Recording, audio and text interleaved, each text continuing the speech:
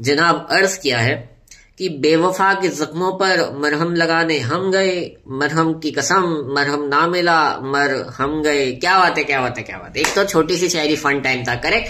आज अपने एक एग्जाम्पल होने वाला है। एग्जाम्पल क्या है फटाफट से आप देख लो एक बार। ये बेटा हाइपोथेटिकल एग्जाम्पल, इसके साथ रियल लाइफ से कोई लेना देना नहीं है, करेक्ट। हाइपोथेटिकल एग्जाम्पल क्या है, मान लो आप रिलेशनशिप में हो, इसलिए मैंने स्टार्टिंग में बोला हाइपोथेटिकल है। मान लो आप रिलेशनशिप में हो और आप अपने पार्टनर के साथ जाते हो घूमने के लिए, करेक्ट। अब जनरली क्या होता है रिलेशनशिप में कि आप अपने पार्टनर के साथ अगर घूमने जा रहे हो तो वो वन साइडेड होता है। या तो एक पार्टनर खर्च करेगा या फिर दूसरा पार्टनर खर्च करेगा, वन साइडेड खर्चे होते हैं, करेक्ट। अब अगर मान लो आप एज अ पार्टनर जा रहे हो अपने पार्टनर के साथ में, अगर आप पैसे खर्च कर रहे हो और ये रिलेशनशिप आपका जो है उसके साथ वो एक बैलेंस शीट है। क्या है बेटा, बैलेंस शीट है।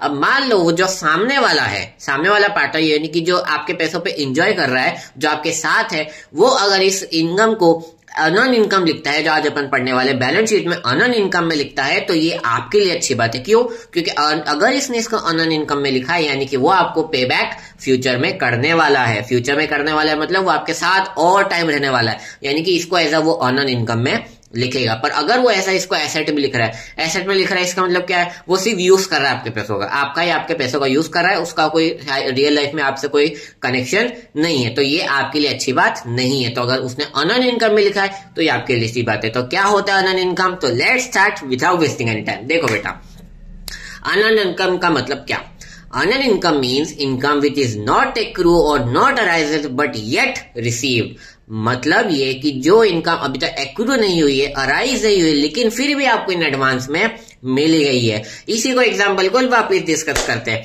यहाँ पर टाइम नहीं हुआ है, क्योंकि मान लो 15-20 दिन हुए रिलेशनशिप के, लेकिन फिर भी आपको पैसा खर्च कर रहा है। अभी पूरा साल नहीं हुआ है, लेकिन फिर भी हम ऐसा उसको लाइफ पार्टनर समझ जाते हैं कि हमारे फ्यूचर पार्टनर, हम उसके ऊपर अपना सारा पैसा खर्च कर देते हैं। तो यानी कि आपने समय नहीं देखा कितने समय से आपने उसके ऊपर पैसा खर्च कर दिया। वैसे यहाँ पर है, मान लो आप रेंट देते हो, रेंट में आप समय नहीं देखते हो कि आप 12 महीने से रह रहे हो कि कितने महीने का, लेकिन आप 12 महीने का रेंट या फिर कुछ महीने का रेंट एक साथ दे देते हो। वैसे यहाँ पर है, मान लो रिलेशनशिप मान लो 3 महीने का है या 4 महीने का है, तो लेकिन आप वो 3-4 महीने जो भी रिलेशनशिप में होता है वो सिर्फ एक बार में डाल देते हो। वैसे यहाँ पर है कि 5-6 महीने का जो भी रेंट होता है वो आप एक साथ रेंट क्या दे देते हो, एक दिन पे दे देते हो। और जो सामने वाला जो रेंट रिसीव करता है वो भी इसको एज अर्न इनकम में लिख देता है, करेक्ट। तो इनकम जो कि आपको मिल गई है, लेकिन अभी तक उसका बेनिफिट आपने उसको दिया सामने वाले को नहीं है। तो ये एक रियल लाइफ एग्जांपल। एक और एग्जांपल ले लो, नेटफ्लिक्स का सब्सक्रिप्शन, आप नेटफ्लिक्स लेते हो, अब आपने उसका सब्सक्रिप्शन एंजॉय नहीं किया, लेकिन आप फिर भी उसको ऑलरेडी पैसा दे देते हो। That is example. तब तक के लिए टाटा को स्टडी दैट,